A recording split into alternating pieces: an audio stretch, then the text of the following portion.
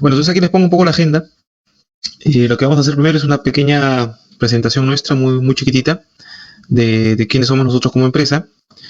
Luego voy a pasar a explicarles un poco cómo es nuestra visión DIM, de IM le hemos puesto ahí nosotros, que tiene que ver un poco a lo que nosotros llamamos los modelos de diseño integrado. No, nuestra presentación va a estar más abocada no tanto a la etapa de ejecución de proyectos, o sea, me refiero a la ejecución de obras, sino más bien a todas las etapas previas, es decir, la etapa de anteproyecto, de proyecto o incluso la etapa de preconstrucción, en donde hay mucha tarea por hacer, en el sentido de que la aplicación de los modelos virtuales, los modelos digitales, muchas veces llega en etapas posteriores, ¿no? O sea, hay ya un expediente hecho en cualquier tecnología, en cualquier metodología, y bueno, en ese instante irrumpen los modelos digitales con los beneficios que por supuesto pueden contribuir al proyecto, pero que en esencia están entrando un poco tarde, ¿no? Entonces lo que nosotros hemos querido aquí es incorporar cómo es que nosotros hemos podido intervenir con modelos digitales de manera muy temprana, muy temprana en proyectos de mediana y gran infraestructura. ¿Ok? Entonces, sin más, vamos a arrancar ya. Bueno, hoy nosotros como DCM somos una empresa que, bueno, por la coyuntura normal de la pandemia que estamos trabajando, bueno, nos hemos virtualizado más de lo que ya estábamos. El equipo ahora está no necesariamente sobre la misma ubicación, nosotros mantenemos igual la oficina, pero vamos trabajando nuestros modelos de manera colaborativa con herramientas en la nube. Y quería yo mostrarles esta fotografía que corresponde justamente a la máquina en la cual estoy haciendo la presentación ahora. Estoy ahora mismo en mi casa, en donde sí teníamos un espacio para poder hacer las presentaciones y desarrollar nuestro propio trabajo aquí, pero que se usa de manera muy eventual, ¿no? Hoy por hoy se ha convertido en un lugar importante. Y quería mostrarles esta configuración de equipo, bueno, que es un PC común y corriente como cualquier otro, con la única particularidad que tiene 3 monitores. Y estos 3 monitores tienen, bueno, esta disposición que hemos decidido nosotros colocarla así, 2 verticales y un horizontal, porque como ven ahí intencionalmente colocamos un documento en el lado derecho que sirve mucho para la lectura de información y navegación en todo lo que tenga que ser temas con lecturas, ¿no? Y las otras 2 pantallas, por supuesto, para todo lo que tiene que ser la elaboración de los modelos digitales. Tenemos además también un dispositivo ahí, que es un mouse 3D que también ayuda muchísimo a la navegación en los modelos. Ok, bueno, volviendo al punto de la agenda. DCM realmente es una empresa que nace dentro del departamento BIM de otra empresa del mismo grupo que se llama Animedida, que tiene ya, como les digo, 25 años desarrollando modelos digitales, y empezó por allá por los años 2007-2008 a generar modelos BIM de manera todavía muy explorativa, a razón de nuestra relación con Autodesk, ya, como usuarios de software de Autodesk y también como instructor, porque yo además también soy instructor para Autodesk. Entonces, dentro de ese departamento BIM de Animedia, comercialmente y por conveniencia también operativa, se decidió independizarlo en una empresa que no tenga, digamos, la misma estructura de personal que su empresa matriz. Y así funciona ya desde el año. Ya tenemos 6 años trabajando con la marca DCM en proyectos de infraestructura. Somos 2 empresas que trabajamos y desarrollamos proyectos en etapas tempranas, en etapas de preconstrucción y en algunos casos, y recalco el tema de algunos casos, en la parte de construcción y obra. Nosotros somos más una empresa de soporte que se encarga de poner en marcha proyectos de distinto tipo y de ayudar a aquellas empresas que de pronto no tienen la capacidad todavía de implementar dentro de su propia organización un área BIM o un desarrollo de modelos digitales in-house. Bueno, somos una empresa de soporte que ayuda a desarrollar todo ese tipo de proyectos. Marco aquí una línea de tiempo muy breve. El inicio de operaciones, digamos, comercial, lo que marcó un hito para nosotros importante fue cuando, de la mano del equipo de Graña y Montero, cuando aún no existía el área BIM en Graña y Montero, y que varios de los ingenieros que formaron parte de ese primer equipo consiguieron en un curso de capacitación, en este caso de Revit, que tuvimos que dar, bueno, dio el punto de inicio para empezar a desarrollar modelos ya aplicados directamente a obra. O sea, el salto fue de investigación a entrar directamente a un modelo de obra. La cosa fue un poco retadora, complicada, pero se llegó a buen término, sobre todo por la buena disposición del equipo de ingenieros de Graña y Montero. Aproximadamente en el año 2013 empezamos a incorporar ya conceptos de BDC en el desarrollo de nuestros modelos y en el soporte que damos a las distintas empresas. A partir del año 2018, nosotros empezamos a hacer ya el servicio de virtualización de desarrollo de modelos, no necesariamente presencial, ¿no? Con lo cual, cuando vino ya un poco la situación de la pandemia, nosotros ya estábamos bastante virtualizados en ese sentido.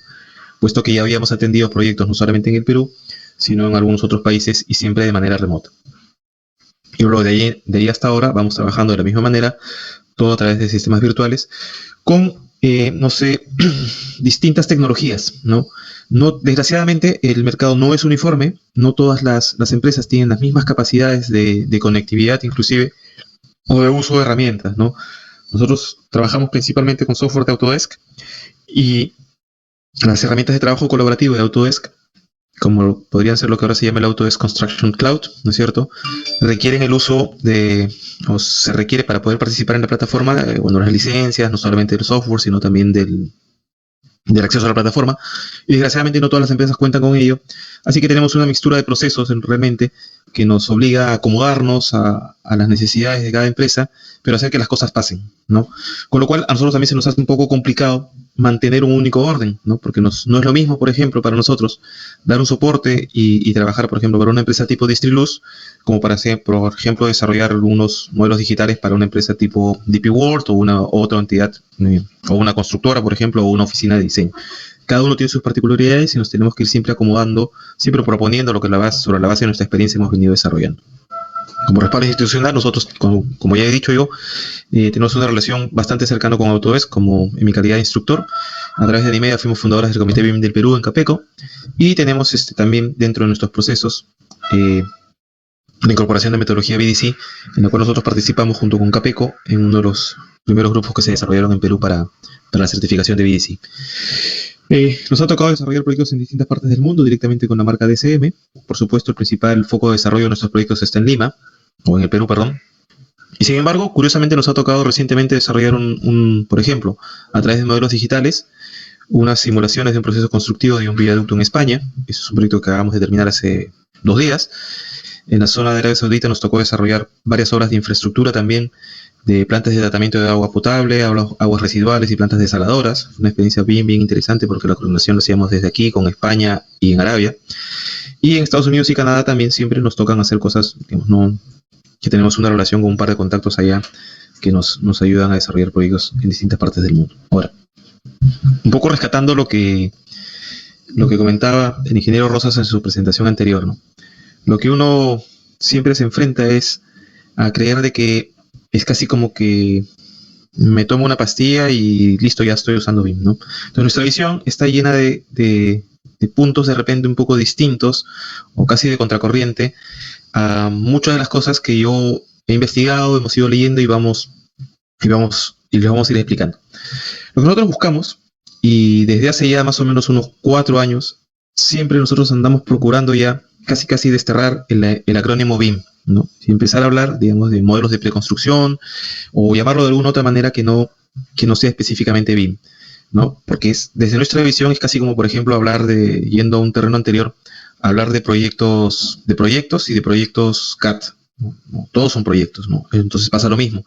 Hablar de proyectos y hablar de proyectos BIM no es, en nuestra opinión, no es lo correcto, ¿no? Entonces, en la medida posible, y es difícil, procuramos siempre nosotros ir utilizando cada vez menos este acrónimo, ¿no? Y lo que buscamos es eso, o sea, generar modelos de diseño. Nuestra experiencia principalmente está más en la etapa previa a la construcción que en la ejecución de las obras, para lograr que la información que se va generando desde etapas tempranas tenga la posibilidad de ir evolucionando conforme el proyecto va avanzando, y que los usos y los beneficios que se logren obtener de un modelo desde etapa temprana los pueda tomar yo de manera, si no inmediata, por lo menos casi inmediata, pero siempre acotados a un objetivo tangible, ¿no? Un objetivo que se pueda alcanzar, un objetivo que se pueda repetir, ¿no es cierto?, de proyecto a proyecto, y que desde ahí pueda ser escalable al resto de etapas o al resto de proyectos de una determinada organización. Entonces lo que buscamos nosotros es tener eso, una estructura de datos inteligente, ¿no?, que nos permita desarrollar nuestros modelos con las herramientas que se disponen en el mercado. Y ahí, si bien tenemos una relación directa con Autodesk, digamos como que no somos fundamentalistas, ¿no es cierto? Es decir, que únicamente se deben desarrollar con tal o cual herramienta un determinado proyecto, sino que dentro de la elaboración de un proceso y estos templates que debemos generar, y no me entiendan la palabra template como un template de Revit, ¿no?, sino como un template de trabajo, una estructura de organización de la información que va a contener el proyecto, para sobre esa poder desarrollarlo de forma tal de que, independientemente de las personas que elaboren determinada etapa o determinada parte del proyecto, sea el proceso el que gobierne el desarrollo de los modelos. Entonces, la idea sería no pensar en los templates de esta manera, ¿no es cierto? Un template, creo que hay un delay ahí, claro. No un template así como este, ¿no es cierto? Que es una plantilla que solamente hace eso y no puede hacer otra cosa, sino que sea una estructura de datos organizada que nos permita desarrollar, como en nuestro caso, y vamos a verlo en un momento más, proyectos que entre sí mismos son muy diferentes, ¿no? En donde en esta estructura de datos y de información y de herramientas, el eje principal siempre van a ser las personas, ¿no? Las personas del lado de nuestros clientes y las personas del lado de nuestro equipo. Desgraciadamente, no siempre hay disposición, ¿no es cierto?, a aceptar ciertos cambios, como ya se han explicado seguramente en la conferencia anterior y en otras más, pero es parte natural de, no sé, del desarrollo humano, ¿no es cierto? Y siempre nos vamos a topar con distintos tipos de personas que sí, digamos, tienen la disponibilidad de poder aceptar ciertas cosas y otros que no tanto, pero al final siempre los modelos se van a ir desarrollando. Entonces, llevando estos conceptos de un template, de una plataforma que nos permita desarrollar las cosas, propongo, por ejemplo, esta analogía con una industria muy distinta a la nuestra. ¿No es cierto? Aquí tenemos 3 vehículos. Estos 3 vehículos, más allá de que se parecen en que son vehículos de que tienen 4 ruedas y que son alemanes, ¿no es cierto? Obedecen a distintos tipos de mercados, tienen distintos precios, tienen distintos usos, ¿no? Y obviamente son de marcas comerciales diferentes. Pero todos ellos están desarrollados por el mismo fabricante. Y aquí coloco algo que quizás a muchas, sobre todo a las personas que son certificados oficiales de BDC, yo utilizo mucho el término, nos gusta mucho la metodología, hemos participado con ella, pero igual, siento siempre de que a veces hay mucho foco en el desarrollo de utilizar los modelos BIM para la gestión, por ejemplo, de la construcción, para lograr, digamos, el presupuesto, lograr el alcance, lograr el plazo, lo cual es ciertamente importante, ¿no es cierto? Pero nuestro punto de vista va un poco más allá, a traer esa información a la parte de VD, o sea, el Virtual Design y no el Virtual Construction, ¿no? Entonces, ¿para qué? Para que con eso podamos nosotros, por ejemplo, evitar problemas de cosas que vienen después de la construcción, ¿no? La construcción al final es un medio, ¿no? O sea, eso se ejecuta, se desarrolla y la infraestructura queda.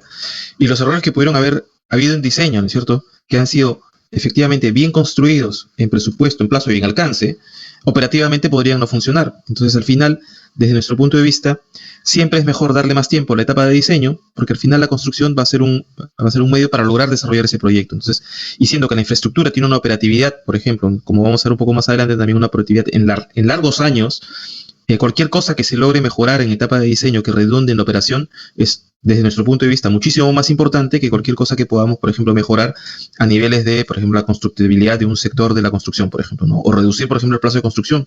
De pronto se ahorra dinero en ese momento, sí, pero la operatividad del proyecto en cuanto a su diseño no es rentable a lo largo del tiempo, a pesar que esté bien construido. Entonces, ahí hay una visión un poco distinta que nosotros procuramos siempre incorporar, ¿no? Por eso colocamos el VDC con la C en minúscula. Entonces, esta plataforma de esos 3 autos que les muestro yo aquí es la solución que hace la Volkswagen para poder desarrollar, como han visto ahí, desde un Audi hasta un vehículo utilitario, sobre la base de una estructura que es una plataforma modular que se va acomodando en función de las necesidades y que tiene una parte sencillamente que es, digamos, fija e inamovible, la parte del tren motriz delantero con el mando de dirección, y que las demás partes de la misma plataforma sí puedan tener, digamos, ciertos márgenes de variabilidad. Entonces, de esta manera, siendo que la industria automotriz es una industria muchísimo más compleja que la industria de la construcción por la cantidad de tecnología involucrada y demás, se logra sobre la base de una plataforma única, o sea, lo que yo graficaba como un template, una forma de organizar la información para que su proceso de producción sea útil, funcional, en productos que son abiertamente diferentes. Entonces, eso es un poco lo que buscamos nosotros. Organizar información de cierta manera que nos permita poder atender, por ejemplo, un proyecto de edificación, que nos permita también poder atender un proyecto de infraestructura portuaria, o aeroportuaria, o ferroviaria, o de hidroeléctricas, o de los proyectos similares a los que hace Distriluz, ¿no? Todo eso sobre la base del análisis de cómo funciona cada una de las empresas y cómo vamos abordando el desarrollo de los modelos. Entonces, si bien hay mucha variabilidad, siempre existe una manera de lograr estandarizar ciertos procesos, acomodar cómo debe fluir la información para que pueda ser adaptable a distintas situaciones. Entonces, desde nuestro punto de vista tenemos, desde la etapa de anteproyecto hasta la etapa de operación, muchas cosas pasan en el camino, ¿no? Nosotros principalmente estamos repito, más abocados incluso en las etapas de anteproyecto, en las evaluaciones de los perfiles, por ejemplo, en las evaluaciones comerciales de un determinado proyecto. En la etapa de proyecto, en coordinación con proyectistas, nosotros no diseñamos tampoco, somos una empresa de soporte, y también en algunos casos en la etapa de construcción. En la etapa de operación y mantenimiento que le he graficado yo aquí de manera, digamos, segmentada, es porque si bien es una de las promesas del BIM, es la promesa más alta de BIM, ¿no? Se requiere mucha información y mucho orden, y que el modelo además haya podido ir evolucionando a lo largo de todo el ciclo de vida del propio proyecto para que eso efectivamente sea funcional. Entonces hay mucho trabajo por hacer para poder llegar a operación y mantenimiento. De hecho, no lo incorporé yo en esta presentación, pero nos tocó, por ejemplo, hacer un ejercicio con modelos digitales para una entidad pública que es Proinversión, para hacer, por ejemplo, el cálculo de operación y mantenimiento de los colegios de alto rendimiento.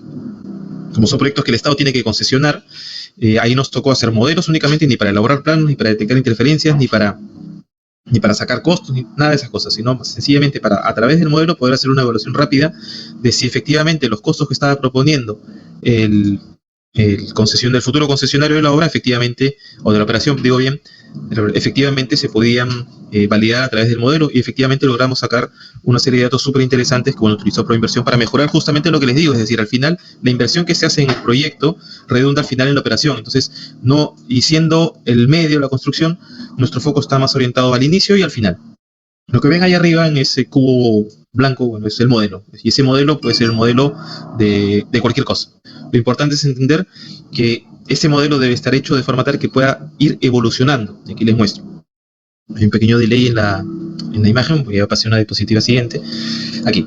Entonces, la intención es que el modelo, desde la etapa de diseño, pasando por la etapa de construcción, pueda llegar finalmente hasta la etapa de operación y mantenimiento, a través de una evolución natural del modelo, que puede ser desarrollado por nosotros, puede ser desarrollado por el proyectista, pero si todos conjugamos sobre la base de un protocolo de administración de información, digamos, eficiente, el modelo puede ir avanzando y modificándose, porque se va modificando, porque tiene usos distintos, porque tiene necesidades diferentes, ¿no es cierto?, en cada etapa. Y al final de todo este proceso, o sea, desde la etapa de diseño que va copiando y que va generando documentación, y que en la etapa de construcción, que es cuando más información empieza a recibir, ¿no es cierto?, por modificaciones y por cambios y demás, y que llegue a tener un modelo, y que se llegue a tener un modelo as-built, y que después ese modelo as-built pueda recibir además la información, digamos, de data, que no es de construcción, sino es de operatividad, poderle devolver al propietario un modelo de operación y mantenimiento, digamos, como que es el desafío. O sea, la suma de todos estos modelos de distintas etapas, que no es un modelo hecho y luego otro, y luego otro, y luego otro, sino que el mismo modelo vaya evolucionando. Lo difícil es justamente eso, ¿no? Lograr que el proceso funcione, que los modelos se logren integrar, y que al final tengamos el activo real y el activo digital, pero previsto de que pueda servir para operación y mantenimiento, ¿no? ¿Por qué? Aquí estas cifras seguro ustedes ya las han visto antes, ¿no es cierto? Dicen que por cada dólar que se invierte en la etapa de diseño es más o menos 20 en la etapa de construcción, y entre 60 y 80 dólares en la etapa de operación y mantenimiento. Entonces, si yo puedo invertir $2, o sea, duplicar la inversión que tengo en diseño para bajar, digamos, X costo operativo de mantenimiento, la verdad que sí vale la pena. Entonces, porque además es muchísimo más barato que hacerlo en la etapa de construcción. Entonces, el BIM, al final, no es tanto un proceso de ingeniería, necesariamente. O sea, me refiero a ingeniería de diseño o ingeniería de infraestructura, ingeniería básica, arquitectura, sino es un proceso que impacta a toda la organización y que efectivamente impacta al negocio, ¿no? Esta frase que estoy colocando aquí es un proceso que impacta el negocio.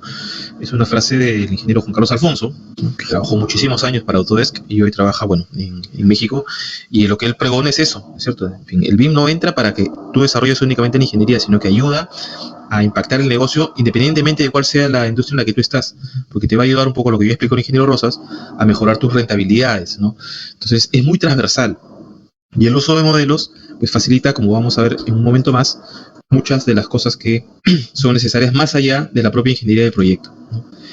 Este framework o este marco de trabajo que nosotros hemos venido desarrollando, y que sí, les comento, a veces lo vamos cambiando, lo vamos mutando, intenta graficar cómo es que distintas herramientas y distintos servicios o distintas necesidades o usos van apareciendo conforme el proyecto va avanzando, ¿no? En la esquina, en la columna de la izquierda, tenemos las etapas del proyecto, ¿no? Desde la etapa conceptual, la etapa de diseño, la etapa previa a la construcción, la licitación, la construcción, la obra y la operación y mantenimiento. Y también quienes requieren esa información, ¿no? Los proyectistas, en proyectos de infraestructura digo bien, es muy fuerte digamos, la necesidad de socializar los proyectos, ¿no? Hay muchos proyectos que se interrumpen y se detienen por temas que no tienen que ver con ingeniería, ¿no? Y luego la etapa de las constructoras. Entonces, todas estas entidades, sean públicas o sean privadas, todas van a pasar por el mismo ciclo de trabajo. Y luego, en sentido horizontal, tenemos cómo van irrumpiendo en cada una de esas distintas etapas, desde la generación de información bidimensional, que siempre va a existir, la información tridimensional, la información 4D con eh, las simulaciones de construcción, ¿no es cierto?, los modelos BIM, ¿no es cierto?, los modelos DIM que llamamos nosotros cuando integramos información de distintas fuentes, ¿no? Y más allá de las tecnologías emergentes como son pues la realidad virtual o la realidad mixta, que es un poco donde hoy por hoy nos toca estar investigando junto con la parte de diseño generativo, ¿no? Diseño generativo para edificaciones y también diseño generativo para infraestructura. Entonces aquí, como vemos, cada una de las cosas que yo pueda hacer en una determinada etapa también alimenta a la otra, ¿no? Hay unas que son un poco más largas, otras que son un poco más cortas, pero al final esto depende del uso que se le vaya a dar a la información que se vaya a generar. Entonces,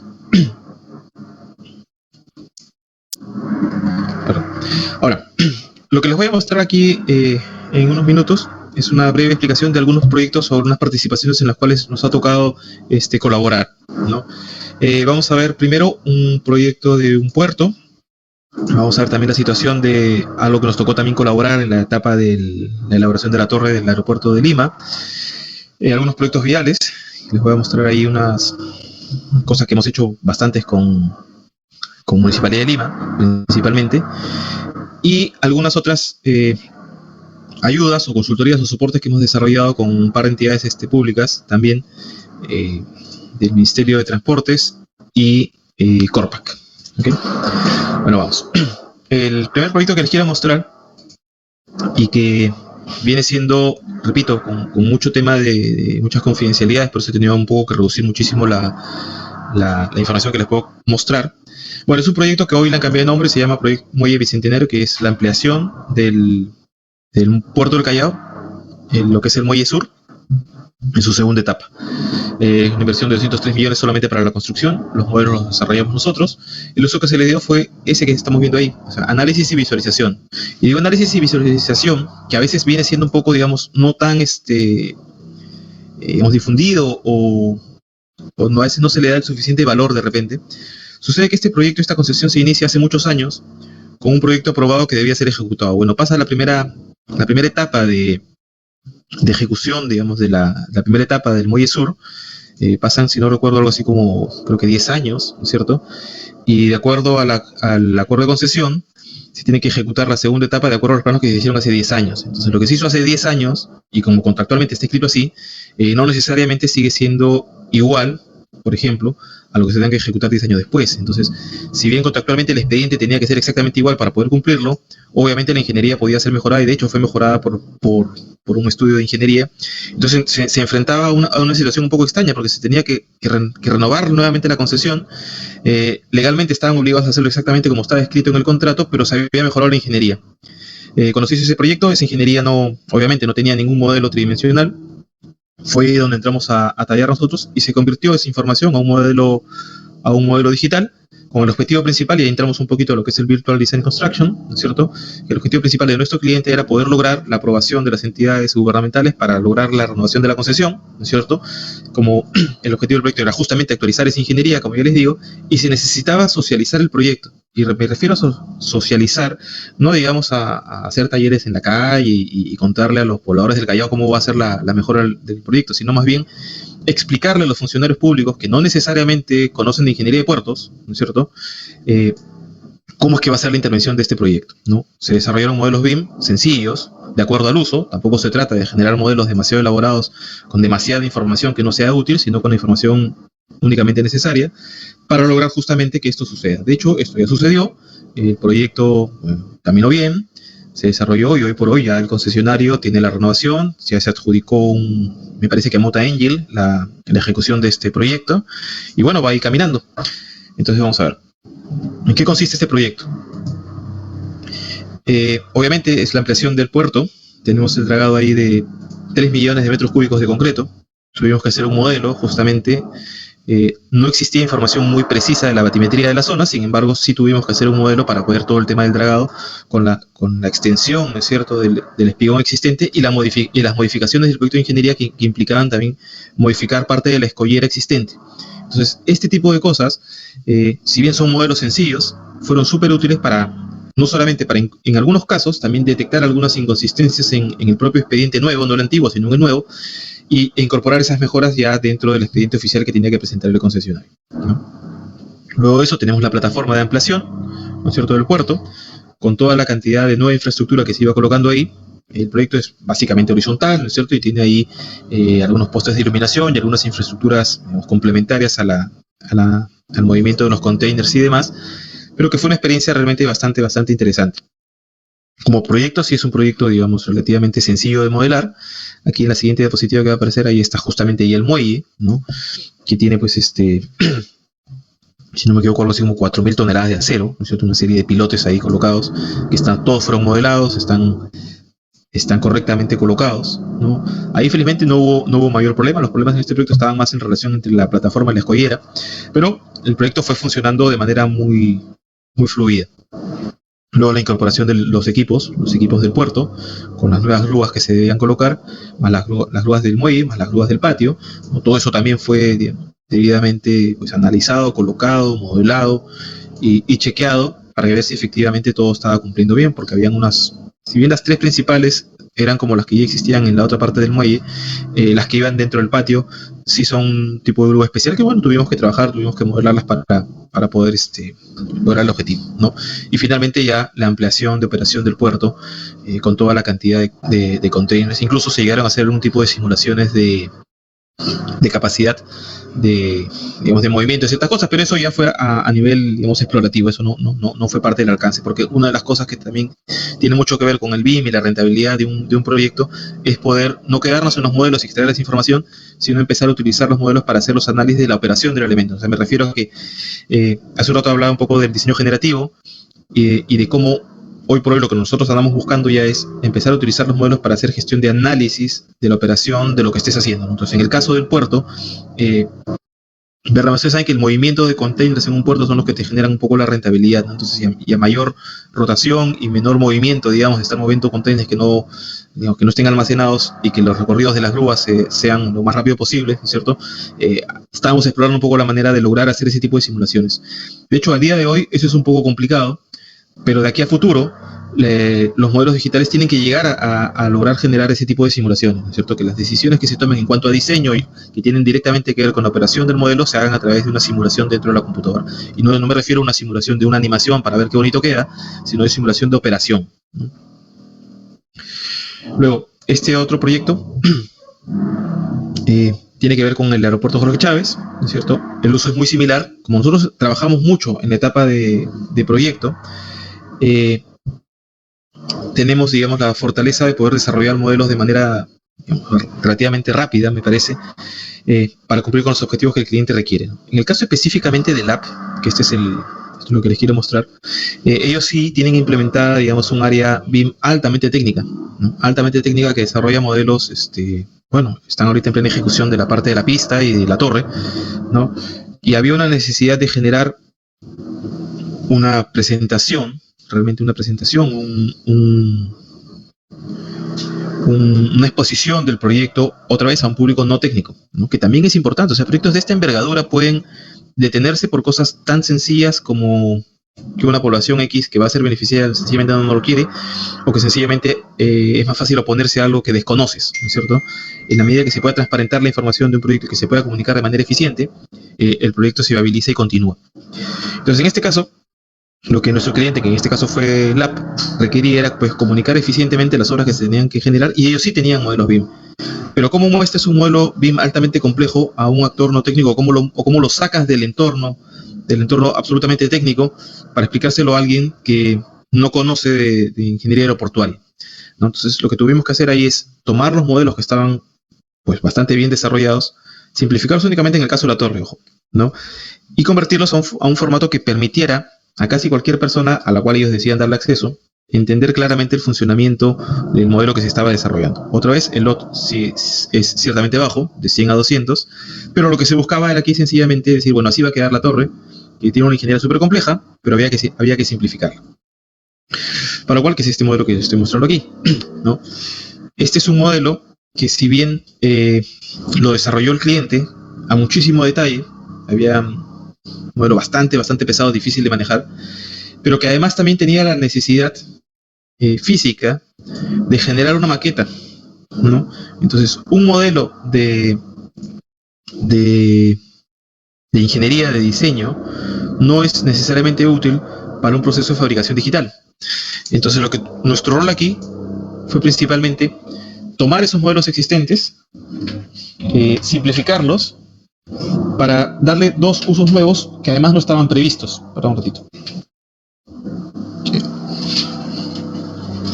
Y esos dos usos no previstos era justamente uno, la comunicación con un actor no técnico, y la fabricación a través de la red de Fab Labs para poder generar, digamos, una maqueta de este proyecto. Y efectivamente los dos objetivos se cumplieron, ¿no es cierto? Se logró simplificar el modelo, se hicieron una serie de... Otra vez lo llevamos a una plataforma que de pronto, no sé si ustedes la conozcan, que se llama Sketchfab.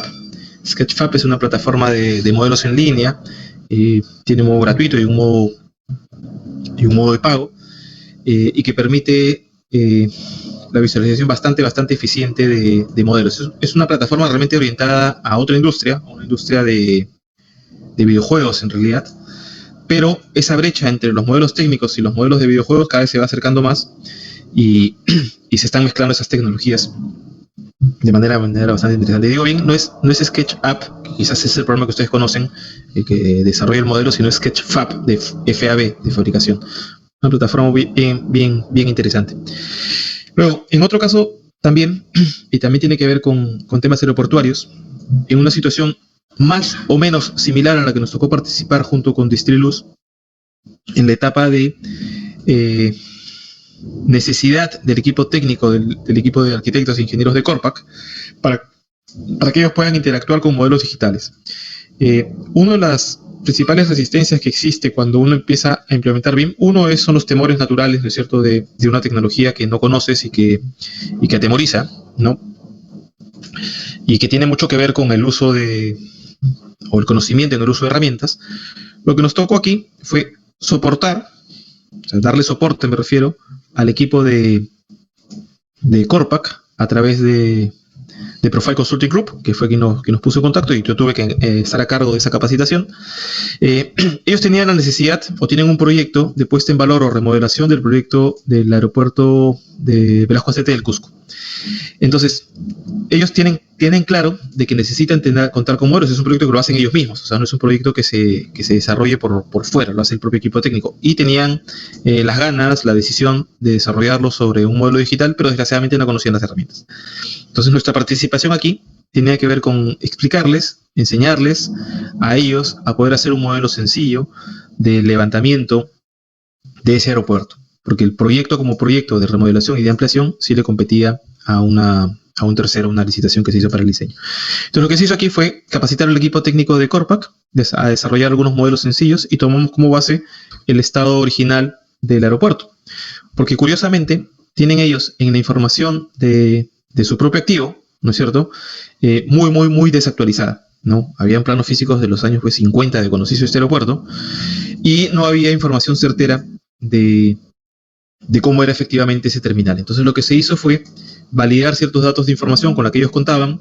Desgraciadamente no se pudo hacer el levantamiento digital a través de nube de puntos o de técnicas de fotogrametría, sino que se tuvo que contar con mediciones, con cosas un poco más tradicionales, pero sí logramos que el equipo de ingenieros de ellos mismos hagan una suerte de modelo digital del estadio original del terminal, que tiene un uso muy interesante, porque se planteó para que siente las bases de que este modelo luego pueda ser incorporado el modelo de la remodelación, y que pueda servirles a ellos más adelante para la operación y mantenimiento. Entonces fue una experiencia interesante porque, el proyecto es relativamente sencillo desde el punto de vista geométrico, pero escondía una serie de cosas con ciertas complejidades que incluso a Revit le costó un poquito desarrollar ciertas partes, pero igualmente el soporte que dimos aquí cumple los objetivos, ellos quedaron contentos, han seguido trabajando, este modelo ha servido porque además lo llevamos también a InfraWorks y se hicieron simulaciones con toda la parte de la topografía de la pista de aterrizaje y se hicieron algunos otros estudios más ya de la mano de otro especialista dentro de todo lo que es la infraestructura más allá de la edificación, ¿no? Luego, también nos tocó hacer un ejercicio muy parecido en el caso del proyecto de la línea 2 con el equipo técnico, en este caso ahora del Ministerio de Transportes y Comunicaciones.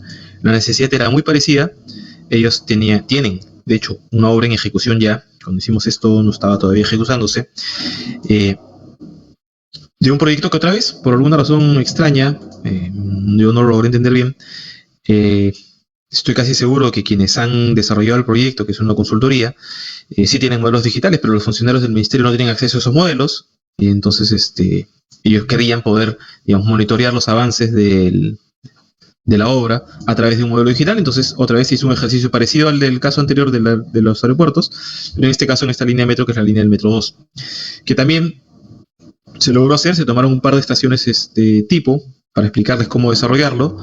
Ellos rápidamente entraron en contacto con la herramienta, lo pudieron empezar a modelar con la información que ya se contaba. Y si bien anda un poco retrasado, digamos, el modelo digital respecto a la ejecución, me refiero al modelo digital del Ministerio de Transportes, ¿no? Del lado del constructor, esa es otra historia. Ellos también entendían la necesidad de que esta experiencia tendría que funcionarles no solamente para este proyecto, sino para muchos otros más, ¿no? Como seguramente ustedes también ya conocen. En proyectos viales, lo mismo. Hay una serie de usos y de necesidades, como por ejemplo detección de interferencias en temas ya no necesariamente de ingeniería, sino de integración con el entorno de distintos proyectos. Y aquí lo que hicimos con este cliente fue generar todo un mapa interactivo con distintas obras, utilizando tecnología de Google Maps, enlazada con modelos digitales, para que se puedan, a través de esta misma plataforma, cualquier funcionario en este caso, esto es EMAPE, ¿no? Puedan ellos previsualizar rápidamente, en lugar de revisar 50.000 planos de expedientes, revisar cómo están los proyectos a los cuales nosotros hayamos tenido participación y poder ir revisando cada uno de ellos desde el modelo digital. Esto conlleva el desarrollo, por supuesto, de cada uno de los modelos. En la lista aquí está, bueno, ahí la ven, todos esos puntos en la ciudad de Lima son proyectos que hemos desarrollado de manera digital. Algunos ya están ejecutados, otros están por ejecutarse, pero facilitamos la información para que la incorporación a mi proceso metodológico de modelos digitales no sea tan traumática, ¿no? Puedan ellos rápidamente sentir un beneficio tangible, ¿cierto?, de cómo utilizo hoy un modelo digital que puede parecer que es netamente una figurita, ¿no?, como las dos figuras que yo estoy colocando ahí, ¿no? Estas, por ejemplo, corresponden a un proyecto reciente, déjenme verlo bien. Sí, esto es, por ejemplo, y es muy interesante porque este es un viaducto sobre la Avenida La Marina encima de la Avenida Universitaria, esas dos imágenes que ven por ahí, y que está debidamente conciliado y compatibilizado con el proyecto de la línea 4, si no me equivoco, que creo que es la que va por la Marina al aeropuerto. Entonces, esta ingeniería está desarrollada a través de un modelo digital y que ha contemplado ese otro proyecto que ni siquiera es de la municipalidad. Entonces, en su momento, como esto todo está georreferenciado y todo calza, cuando llegue ese proyecto va a calzar exactamente aquí. Entonces, si bien el primer uso estaba pensado únicamente digamos, como informativo, al existir el modelo, este modelo pues empieza, como dije al comienzo, a ser útil en la medida que puede ir evolucionando a distintas etapas de proyecto, ¿no? Y bueno, eso es un poco lo que quería mostrarles. Y Paul me había pedido, Paul Correa, el arquitecto Paul Correa, que es colaborador también de Distriluz, me había pedido que les mostrara algo de... Esto sí es más un poco de...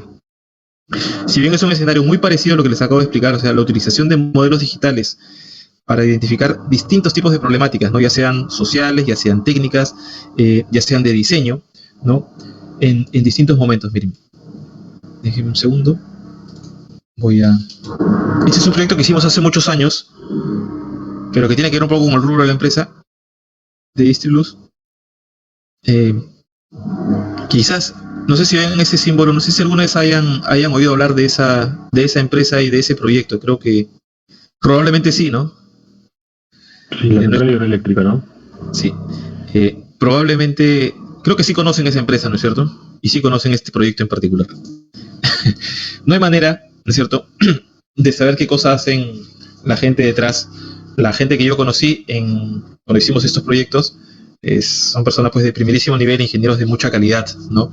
Entonces, fíjense, si bien cuando hicimos este proyecto, y que desde hace varios años, como les digo, no estuvo pensado con un fin BIM, o sea, así puro y duro, sí nos tocó integrar modelos de distinto tipo. Bueno, está saliendo con un pequeño delay, pero yo les voy explicando conforme va saliendo. Trabajamos con información topográfica, muy, muy compleja y muy, muy larga.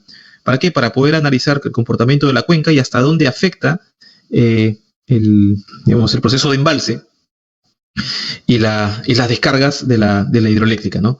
¿Por qué? Porque ese es un proyecto muy grande, ¿no? Al margen del tema que ya todos ustedes conocen, ¿no es cierto? Yo estoy hablando netamente del tema técnico. ¿Cómo es que un proyecto de esta envergadura, que debería ser beneficioso para todo el mundo, al final terminó como terminó, pero desde el punto de vista de ingeniería sí fue correctamente analizado, ¿no? Entonces teníamos información de los modelos, pero interpretarlo no de esta manera, sino interpretarlo únicamente a través de los planos, no sé, de civil que tenían, no era la mejor opción.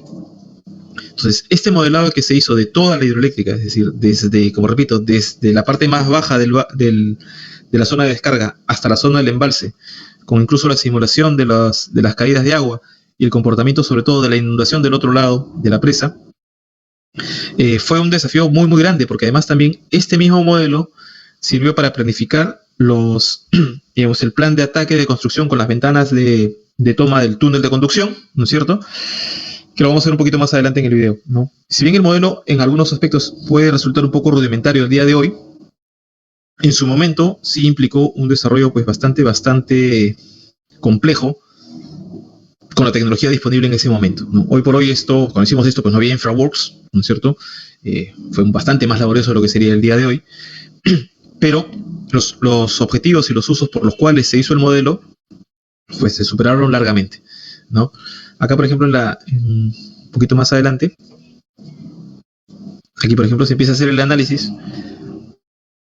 desde el punto de vista de ingeniería y de comunicación, de cómo es el esquema de funcionamiento de la central, ¿no? Tiene una pequeña central eléctrica a pie de presa, y tiene luego el túnel de conducción hacia la zona de turbinas, ¿no?